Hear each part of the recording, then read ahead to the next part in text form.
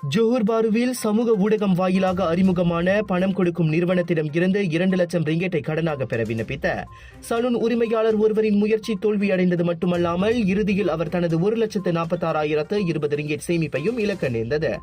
அச்சம்பவம் தொடர்பில் நேற்று அந்த 28 வயது பெண் உரிமையாளரிடம் இருந்து புகார் கிடைத்ததை ஜோஹர் பாரு ஸ்லாத்தான் போலீஸ் தலைவர் அசிஸ்டன்ட் கமிஷனர் ரவுப் ஸ்லாமட் உறுதிப்படுத்தினார்.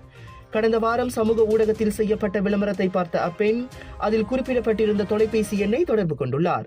அதன் வாயிலாக சம்பந்தப்பட்ட நிறுவனத்தின் பணியாளர் என தன்னை அடையாளப்படுத்திக் கொண்ட நபர் ஒருவர் கடனுதவிக்கு விண்ணப்பம் செய்யும் வழிமுறைகள் குறித்து அப்பெண்ணுக்கு விளக்கம் அளித்ததாக கூறப்படுகிறது. அதன் பின்னர் தனது அடையாள அட்டை நகல், வங்கி கணக்கு விவரங்கள் ஆகியவற்றை அப்பெண் ஒப்படைத்துள்ளார். அதோடு முத்திரை மற்றும் இதர கட்டணமாக 1,46,020 ரிங்கேட்டை அந்நபர் வழங்கிய 6 வெவ்வேறு வங்கிக் கணக்குகளில் அப்பெண் செலுத்தியுள்ளார். அதன் பின்னரும் அந்நபர் அப்பெண்ணிடம் இருந்து கூடுதல் பணம் கேட்கவே தாம் ஏமாற்றப்பட்டதை உணர்ந்து அவர் போலீஸ் புகார் செய்ததாக கூறப்படுகிறது. இதுவரை அவருக்கு கடன் தொகை எதுவும் கிடைக்கவில்லை.